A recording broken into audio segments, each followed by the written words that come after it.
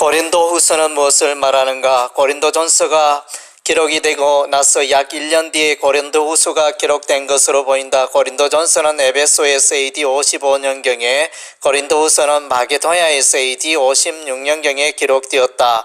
바울은 2차 전도여행 때 고린도 교회를 세웠다. 그는 고린도후서를 기록하기 전에 한 차례 더 고린도를 방문하였다.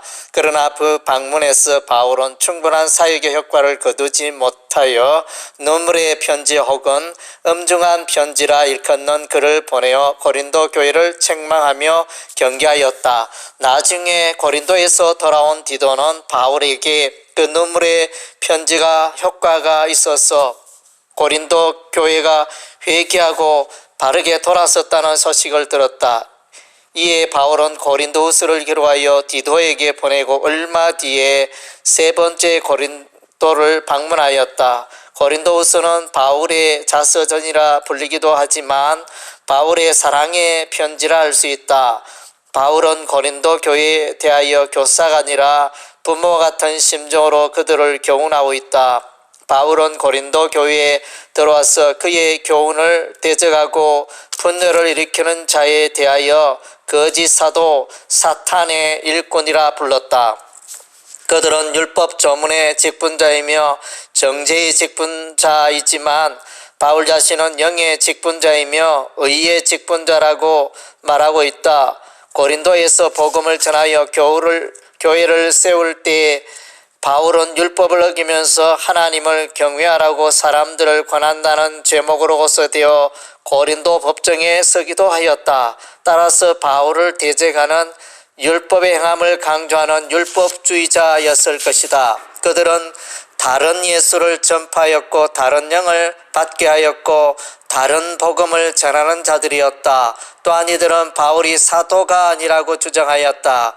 이에 바울은 고린도후서를 통하여 자신이 사도임을 변증하고 있다. 첫째로 바울은 자신에 대하여 새 언약의 일꾼으로 소개한다. 즉 율법주의자들의 교훈과는 확연히 차이가 난다는 것이다.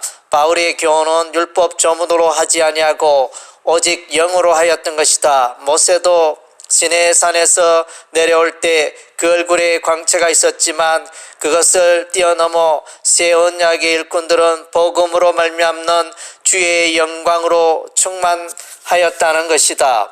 둘째로 바울은 복음을 위하여 넘치도록 수고를 하였다. 사장에서 그는 사방으로 우겨쌈을 당하였고 답답한 일을 당하였고 박해를 받았고 거꾸로 떨림을 당하였다고 말한다.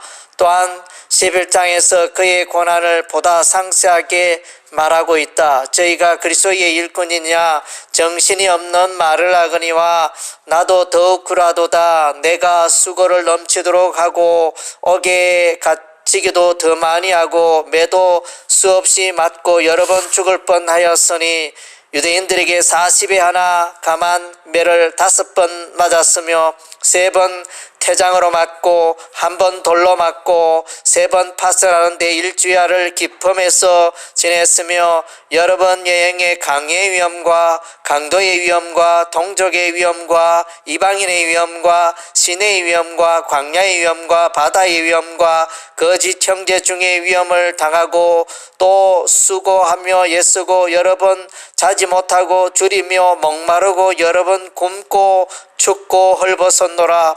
셋째로 그는 14년 전에 셋째 하늘 곧 낙원에 이끌려가는 신비한 체험을 하였다. 이는 복음의 일꾼이요 하나님의 일꾼인 바울에게만 허락하신 특별한 은혜의 체험이었다. 넷째로 그는 사도의 표에 대하여 말하고 있는데 그것은 환난을 참는 것과 표적과 기사와 능력이다.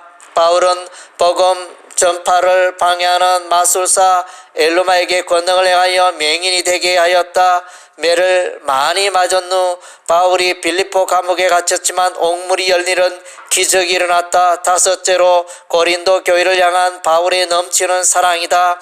드로아에서 디도를 만나기로 하였으나 그가 오지 않아 바울은 마게도냐로 건너갔고 거기서 그를 만난다. 자신이 보낸 눈물의 편지로 인하여 고린도 교회가 회개하고 바울에 대한 태도의 변화가 있다는 소식을 디도로부터 듣고서 기뻤다. 여섯째로 바울은 이미 예루살렘 교회로부터 사도로 인정받았다. 그래서 그는 예루살렘 교회를 돕는 부조의 일에 적극적으로 나서고 있다.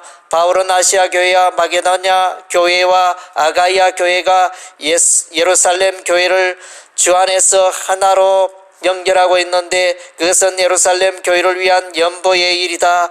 바울은 이 그에게 연보를 조심하였고 다른 동역자들도 일에 동참하게 하여 투명하게 관리하였다. 바울은 1차 전도여행 때 비시디아 안디옥에서 전도하면서 이미 사도의 명성을 얻었다.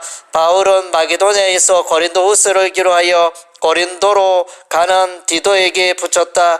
이 서신을 통하여 고린도 교회가 바울을 향하여 더욱 마음이 열려지기를 기대하였다. 그 후에 바울은 제3차 전도 여행 때 고린도를 방문하여 석 달 동안 머무르면서 로마서를 기록하였다. 고린도 교회는 바울, 디모데, 실라, 브리스길라와 아굴라, 아폴로, 디도 등 많은 사역자들이 수가였지만 여전히 당파 분쟁이 있었고 율법주의자들이 일어나 바울을 대적하였다. 이를 목격한 바울은 신자들이 복음의 진리에 바로 서는 것의 중요성을 뼈저리게 느꼈다. 고린도후서 마지막 13장에서 바울은 복음의 진리를 강조하고 있다. 우리는 진리를 거스려 아무것도 할 수 없고 오직 진리를 위할 뿐이니 바울은 고린도에서 로마서를 기록하였는데 거기서 복음 진리의 핵심을 체계적으로 다루었다. 로마서는 고린도 교회의 혼란으로 말미암아 빚어진 보석 같은 결과물이었다. 고린도 후서에서는 디도의 활동이 두드러지고 있다. 여기서 디도의 이름이 8번이나 등장하고 있는데 이는 신약에서 가장 빈번하다. 바울은 디도를 이례적으로 칭찬하고 있다. 디도로 말하면 나의 동무요 너희를 위한 나의 동역자요 우리 형제들로 말하면 여러 교회의 사자들이요 그리스도의 영광이니라. 나중에 디도는 그레데 섬에서 목양 사역을 하였고 선교를 위하여 달마디아로 떠났다. 고린도 후서에는 바울의 고린도 교회를 향한 진한 사랑이 묻어있다. 바울 자신을 향하여 오해하고 있는 그들을 돌이키며 그 관계를 회복하고자 그의 사도됨을 확신 있게 전가하고 있다. 바울은 고린도 교회 일로 인하여 눌림과 걱정 가운데 있었는데 디도의 오므로 큰 위로를 얻었다. 그런 위로의 하나님을 찬양한다. 바울은 주 예수 그리스도의 은혜와 하나님의 사랑과 성령의 교통하심이 고린도 교회에 있기를 축도하고 있다.